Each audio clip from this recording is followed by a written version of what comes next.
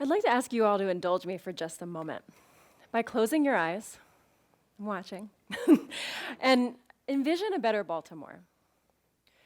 Picture what it actually looks like and what it's going to take to get us there. Not only that, but who are the people that will be there to do that work? So you can open your eyes again. We make intentional decisions all the time about the people that surround us in our lives and in our work. We do it when we're planning a dinner party, when we're hosting a wedding, even when we're just inviting our friends out to the bar. We think about who will know who will like each other, who will push each other's buttons, and whose dance moves will rule the night.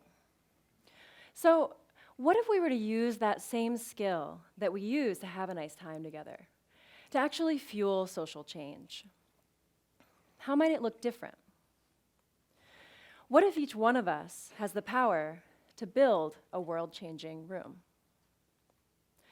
These questions have become core to my work in Baltimore over the last few years. And they really had their origins years ago when I was working in global health and marketing. The public health projects that I was working on at the time in West Africa and other parts of the world would always get a lot stronger if we had taken the time to truly listen to the audience that we were trying to reach. If we understood their real needs, and ideally if we had been able to work side by side each other in order to design solutions. And in those instances, lived experience from that audience we were working with was actually viewed as sort of a source of expertise. So after doing that work for a few years, I moved to Baltimore to go to grad school here at Hopkins at the public health campus. And I arrived to Penn Station, hopped in a cab to head east. And the very first thing that jumped out at me was the drastic change in landscape. From huge historic mansions in Mount Vernon to blocks and blocks of boarded-up row homes along East Biddle Street. Many of them marked with a big red X to indicate to people that they weren't stable or safe. And though I had seen that kind of crumbling infrastructure in developing countries where I was doing a lot of my work at the time, I'd hardly ever seen it in the US, and definitely not at that scale. And so it raised a lot of questions for me around what had led to that kind of neglect, and more importantly, what it was going to take to reverse it. But I had a lot of learning to do before I could even begin to answer my own questions. So I started going to community meetings and panel talks. I, as a public health nerd, decided it would be important to read up on the data and really understand what was going on. So I learned about the 20-year life expectancy gap that was between neighborhoods just 5 miles apart. I started volunteering. I worked on an urban farm in Reservoir Hill. And along the way, as I was getting more and more involved in the city and in its landscape, I got to know educators and health officials, politicians, and community organizers, and a whole range of people, social innovators, social entrepreneurs, that were designing solutions for Baltimore's most complex challenges and showing up in very real ways to do that work every day. And I realized by coming into contact with all of those amazing people that the city actually had everything that it needed in order to solve its own challenges. The issue was really that the people and resources and ideas were failing to overlap. So you'd have conversations in one part of town about improving neighborhoods or improving schools.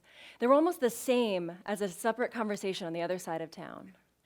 And those people, those different groups of people, were relative strangers to each other, divided along lines of geography or identity, profession, and power.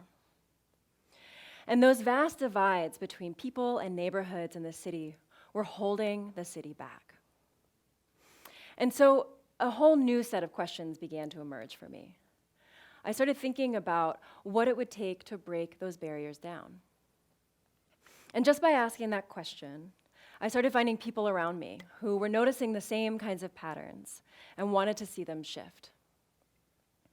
Suddenly, we were having conversations left and right about silos, and not the kind that you find on a farm, but the type of silos that emerge around knowledge and networks and ideas. The kind of silos that form when only like-minded people have opportunities to talk with each other. When bikers talk to bikers, or designers talk to designers, or health people talk to health people, and so on. And we saw these kinds of clusters of thought happening all around the city and wanted to begin to break them down. A quick dip into the history of Baltimore will tell you that those silos didn't just spring up out of the ground spontaneously. They were constructed very intentionally over time. And they were meant to concentrate power and wealth in communities that already had it, and to concentrate poverty elsewhere.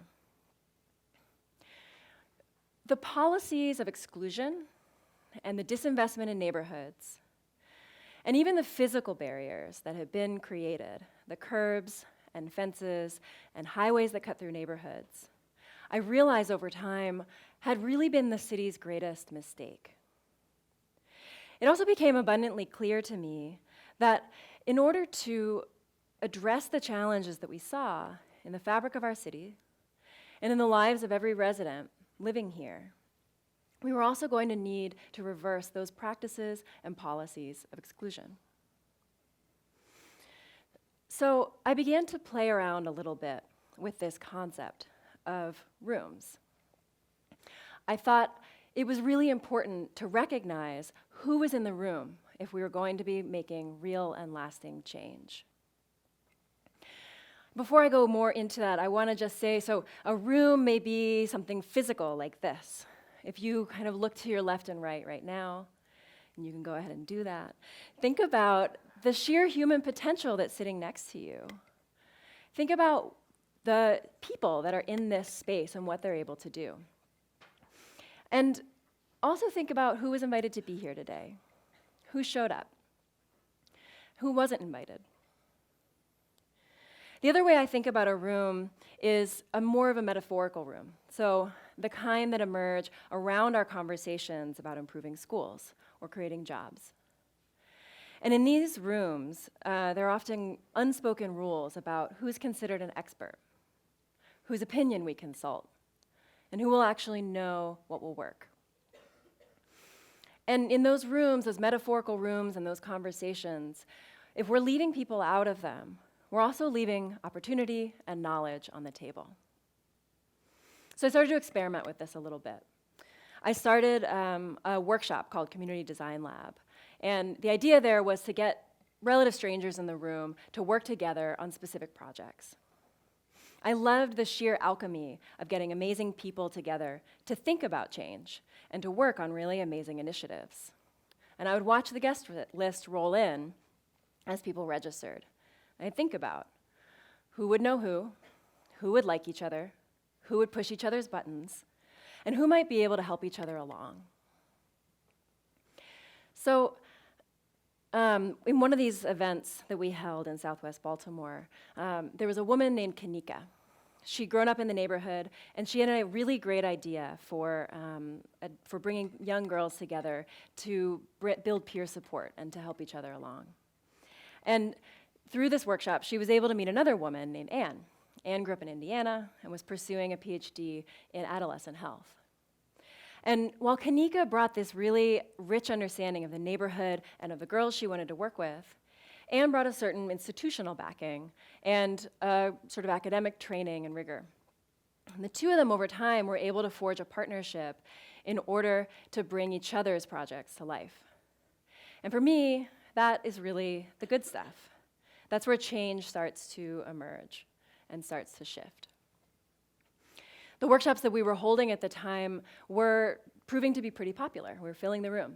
And so we wanted to give people a chance to do this more and more. It turned out strangers loved supporting each other and giving each other advice. So my silo-busting collaborators and I got together, and we decided that we wanted to create a home for change makers and a home for mixing people up. We realized in this process that there were people all around the world that thought like this. They were in 80 cities around the globe, and they were specialists in creating spaces for social change. And so we teamed up with them, and we started the Impact Hub Baltimore. We've been open now for about a year in Station North, And it's a community of people from diverse backgrounds, buzzing with the energy of connection. They bump into people that otherwise wouldn't be in their social circles. They're able to voice opinions and ideas that might not otherwise be heard. And that energy is incredibly electric and infectious. We're able to pull people that work at government agencies or nonprofits, businesses, nonprofit leadership, philanthropists and investors, activists and artists, all of them under one roof, mixed together in order to address some of the city's most complex challenges. When we're getting it right, we hit a sort of balance of curation and chaos.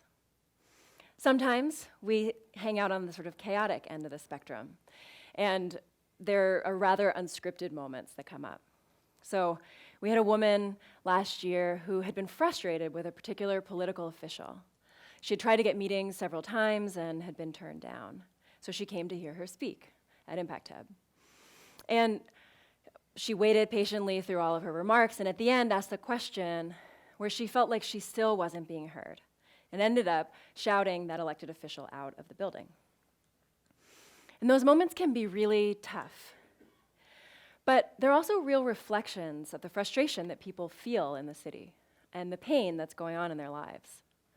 And so we've learned to hold space for those hard conversations. As uncomfortable as they can be, they also often give way to tremendous healing and beauty. In another very unscripted moment back in April, we had Police Commissioner Davis from Baltimore come and speak. And it was just a couple days away from the one-year anniversary of the death of Freddie Gray. And in his remarks, he said to the audience that he personally apologized for any wrongdoing that had ever come to them at the hands of police officers. And while words are really never enough to undo decades of injustice, I felt in that moment that they were a really powerful place to start. His gesture acknowledged the vast experience of everyone there in the room. But I don't want to leave you with the impression that only certain people under special circumstances are able to shape the course of history. All of us have the ability to convene and connect people. And we do it all the time. We're doing it when we plan a dinner party or plan a wedding. We do it when we're inviting people into our living rooms and our boardrooms and our public spaces. And if we want to learn to do it really well and effectively in order to create change, we need to also learn to invite every voice around the table. We need to do it early and often and authentically. Not only because this is the right thing to do, but because each one of those perspectives, that diversity of perspective, makes us all a lot stronger. Imagine if we were able to hold our elected officials and our leaders to that level of accountability and do that well. Imagine if we could do this with our institutions and ourselves.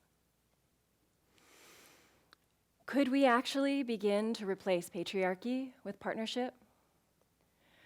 Could we begin to design solutions to our most complex challenges simply by dissolving the walls that we've constructed between ourselves? So I want to ask each of you, as you go back into the world today and build amazing things, which I know you will, when you're planning your next meeting or building your next company or starting your next team, I'd like each of you to slow down for a moment to consider who is there with you in the room. Thank you.